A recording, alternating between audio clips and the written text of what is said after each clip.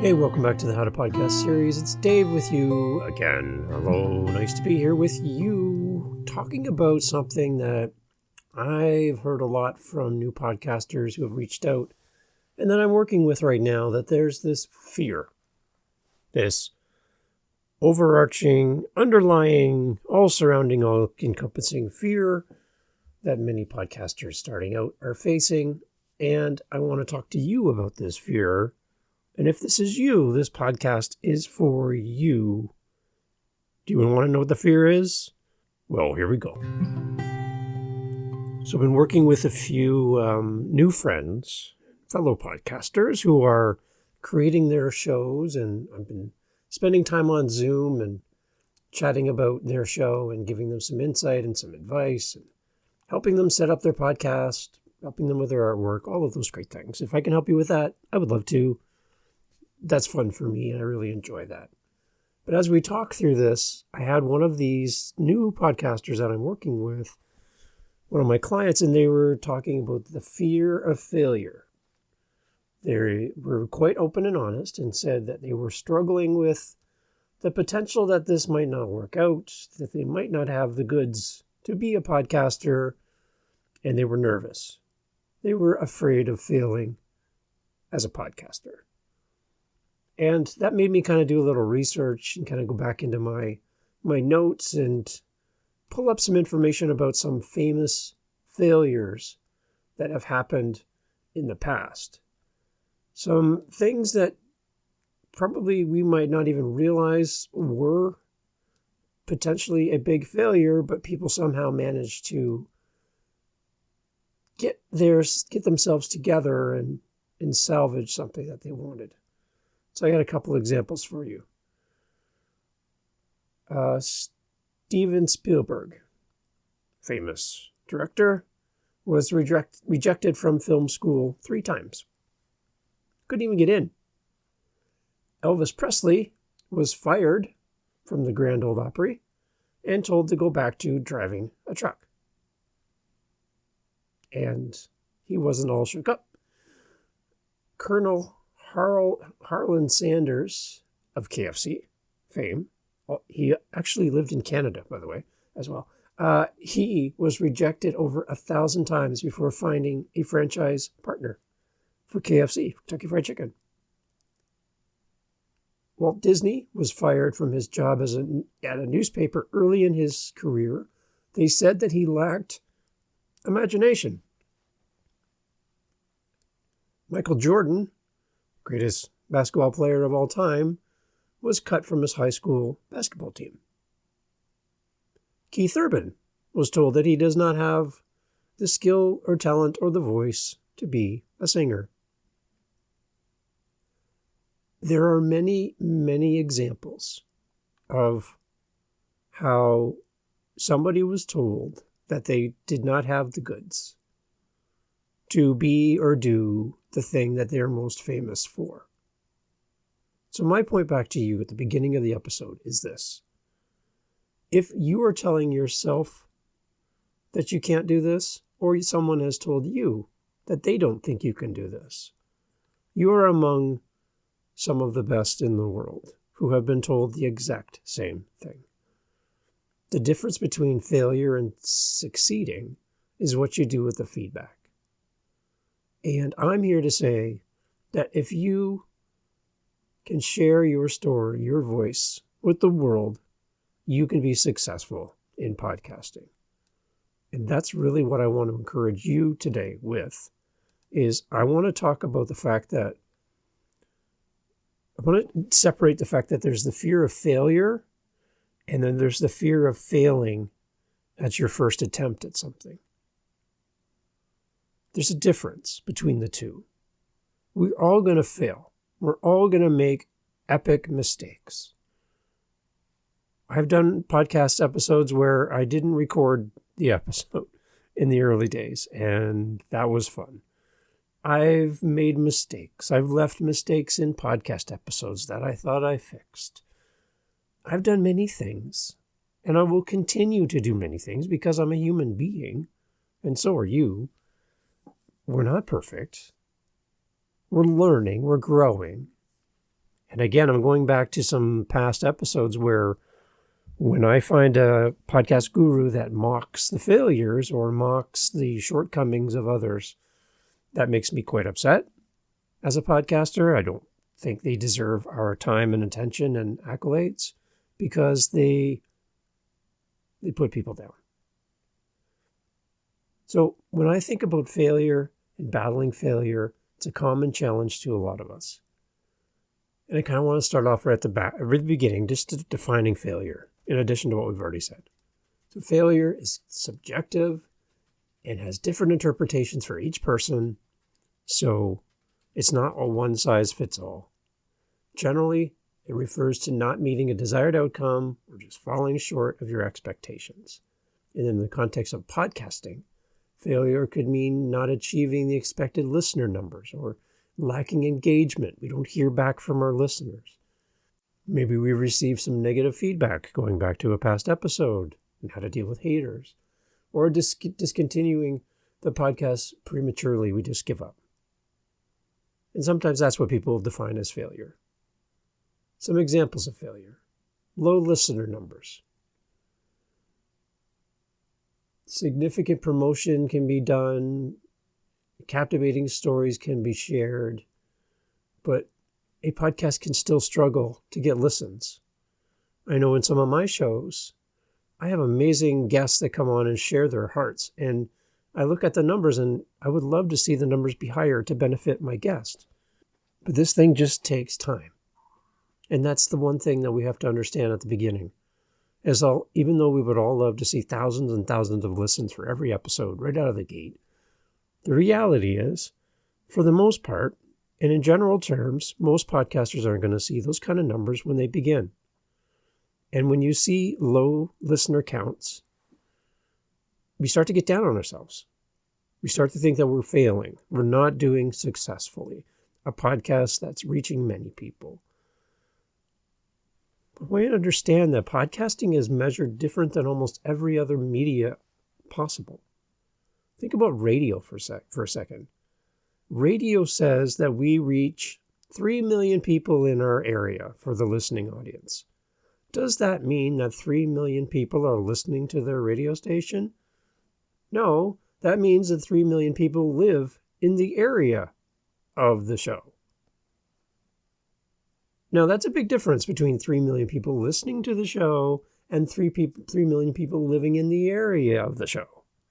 It's like putting an ad on a bench at the bus stop, and they say, well, 10,000 cars go by here every day.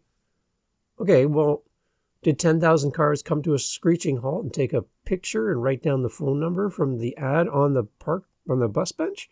No.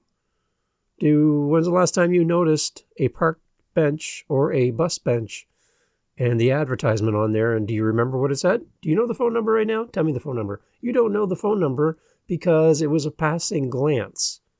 And they sell stats saying we have 3 million listeners in this area, which they don't all listen.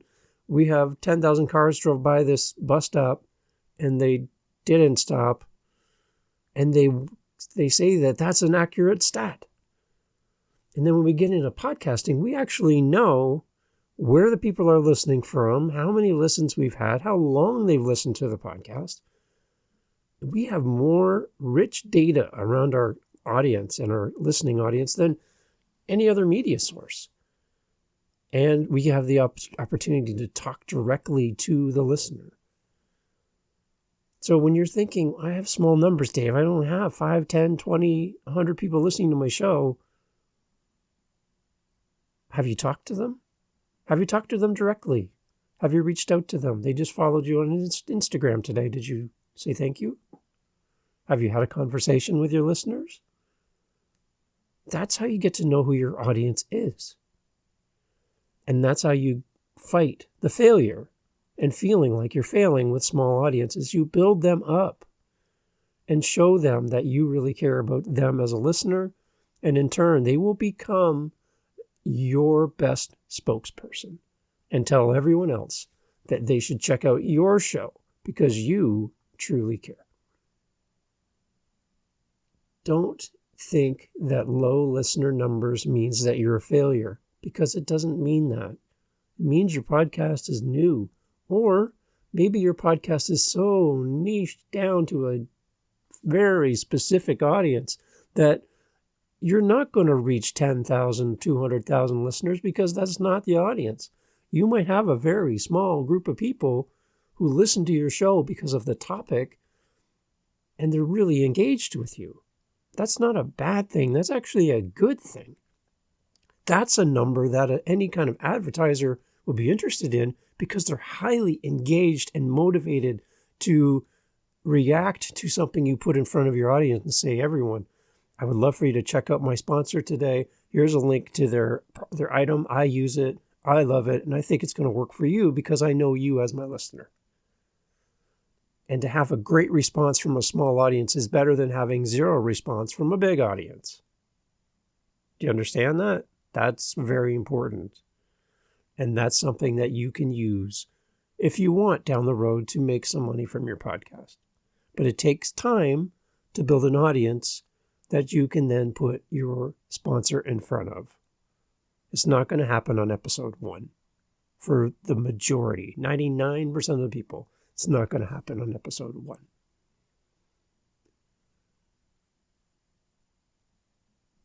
Some people look at a lack of engagement as a failure in their podcast. A podcast may receive a minimal audience interaction at the beginning, limited comments, hardly any reviews, quiet social media. I've set up some Facebook groups for a couple of my podcasts, and it's crickets in there because it's new. And the people who do come into the room, I'm so thankful, and everyone's kind of waiting for me to start the conversation. The beauty of creating a place for your audience to connect with each other is when it picks up enough steam where you don't even have to be in the room. But as a host, you provide the location and your audience gets together and talks to each other about your episodes and about the community. That's a beautiful place to work towards. And that's going to take time. A lack of engagement can also just simply be the fact that you as the host are not engaged. And again, I challenge you, go to Instagram, leave some voice messages for people who follow you, all your recent followers, comment on other people's stuff, have other people on your show, build the engagement from your side of the microphone. Another thing that people think is an example of failure would be just giving up too soon. Some podcasters start with great enthusiasm, but give up way too quickly if they don't see immediate results and success and numbers. This could lead to discontinuing the podcast prematurely, missing an opportunity for growth and development. There's many examples of what people think failure is. But I just go back to the original comment that failure is more about our fear of failing at our first attempt. And I got to tell you, there's going to be moments when you are going to fail as a podcaster. That's reality. You are going to make mistakes. You're going to learn from them, and your podcast is going to be better. The fear of failure stems from the fear of not succeeding with the initial podcast endeavor. It's natural to have doubts and concerns when starting something new in anything, especially when you have high expectations for yourself and when you're measuring yourself against others who have had success. It's important to remember that failure is often a part of the learning process and that the first attempt may not always be immediately successful. Failure is a great learning opportunity. Instead of being paralyzed by fear and the fear of failure, podcasters can reframe it as a valuable learning opportunity. Failure can provide insights into what works and what doesn't work, helping podcasters refine their content, improve on their skills, and understand their audience better. Many successful podcasters have experienced failures or setbacks along the journey. They have learned from their initial attempts and adjusted their strategies accordingly. So a couple things to end off with here. Overcoming the fear of failure at the first attempt. To combat the fear of failing at the first attempt, podcasters can take these following steps. Are you ready? 1, set realistic expectations and understand that success may take time. 2, focus on continuous learning and improvement rather than striving for perfection. 3, seek feedback from listeners and use it to constructively refine your podcast. And 4, surround yourself with a supportive community of fellow podcasters who can provide you guidance and encouragement.